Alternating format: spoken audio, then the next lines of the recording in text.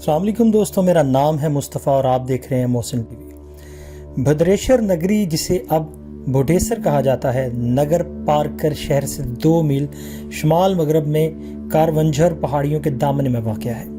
یہاں کے قدیم کھنڈرات اور سرخ پتھروں کی چمک دمک دیکھ کر ایسا لگتا ہے کہ کسی دور میں یہ ایک خوشحال شہر ہوگا جہاں کے لوگ چین و سکون کی زندگی بسر کرتے تھے۔ بھوڈیسر کے باسی جین مت کے پیروکار تھے۔ پاکستان بننے کے بعد زیادہ تر لوگ جان کے خوف سے اپنی مورتیاں لے کر یہاں سے نقل مکانی کر گئے۔ ان کی نشانی مندروں کی صورت میں آج بھی موجود ہے۔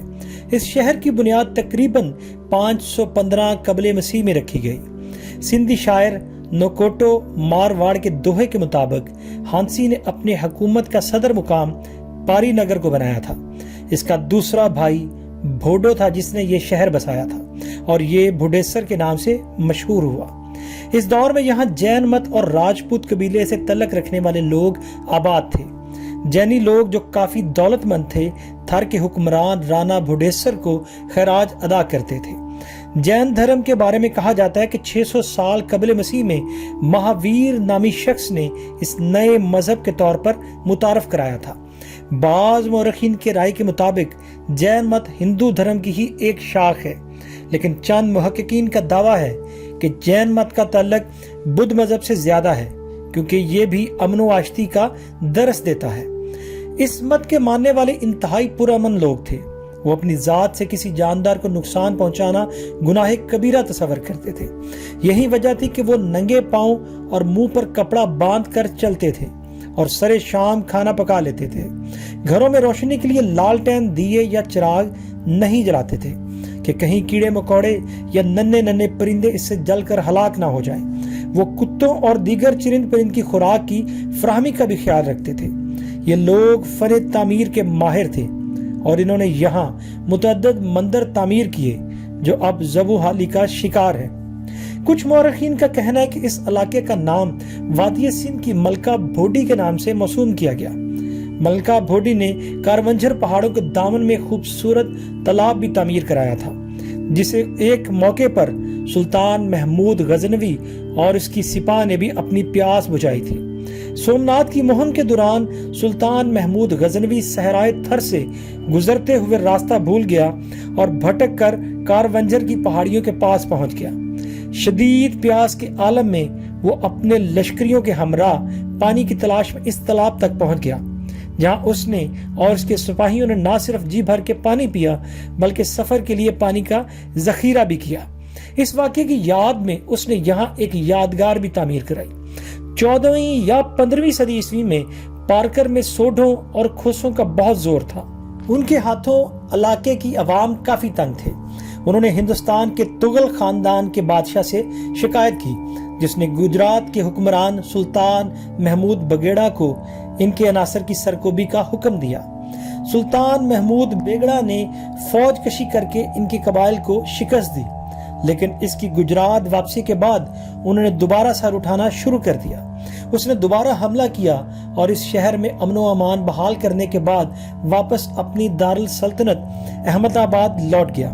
اس کے کچھ عرصے بعد سلطان محمود بیگڑے کی والدہ ایک قافلے کے ساتھ فریضہ حج کی ادائیگی سے واپسی پر بھوڈیسر کے پاس سے گزری تھی کہ سوڈو نے ان کے قافلے کو روک کر چنگی وصول کی۔ بعض مورخین کے مطابق سلطان کی والدہ کے پاس پارس منی تھی، وہ بھی اس سے چھین لی گئی۔ بیگڑے کی والدہ جب احمد آباد پہنچی تو انہوں نے بیگڑے سے شکایت کی کہ جس پر وہ تیسری مرتبہ بھوڈیسر پر حملہ آور ہوا۔ اس بار گمسان کی جنگ ہوئی جس میں سلطان کی سپاہ کے کافی لوگ مارے گئے، مگر سلطان بیگڑے نے اس فتنے کا مکمل خاتمہ کر دیا۔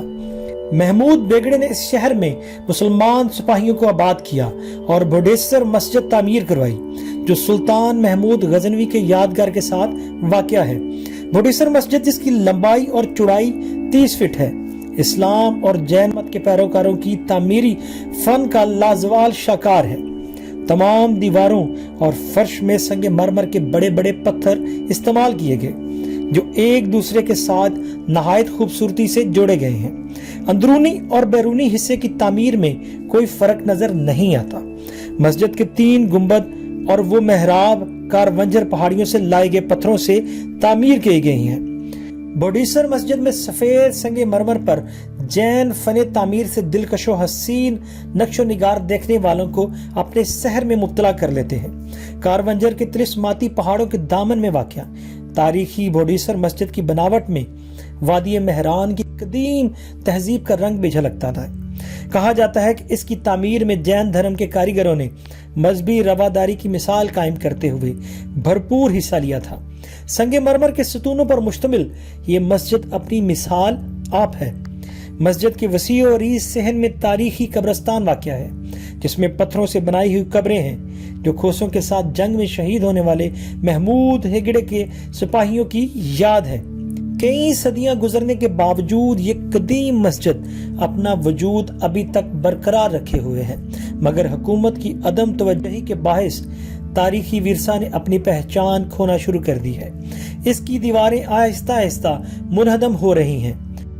मस्जिद की पुष्ट पर पहाड़ों के दामन में मलका भूटी का तामीर कराया हुआ खूबसूरत तालाब झील की शक्ल में मौजूद है, जो बारिश की सूरत में लबालब भर जाता है और गिरदोनवा की आबादी पूरा साल इस आबी जरूरत को पूरा करती है।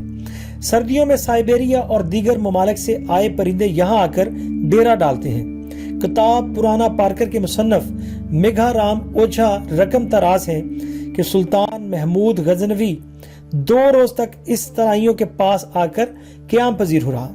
हसीन मनाजर के बावजूद तालाब की गिरदोनवा में वैरानी का राज है, जिसकी वजह से इसे भूतों का तालाब भी कहा जाता है और लोग इसके करीब से गुजरते हुए भी डरते हैं। शाम के वक्त कारवंजर पहाड़ों के वक्त से लौटते मवेशियों की रेवड़ की घंटियां और चिराहों की चल चल की आवाजें सहर सतारी कर देती हैं।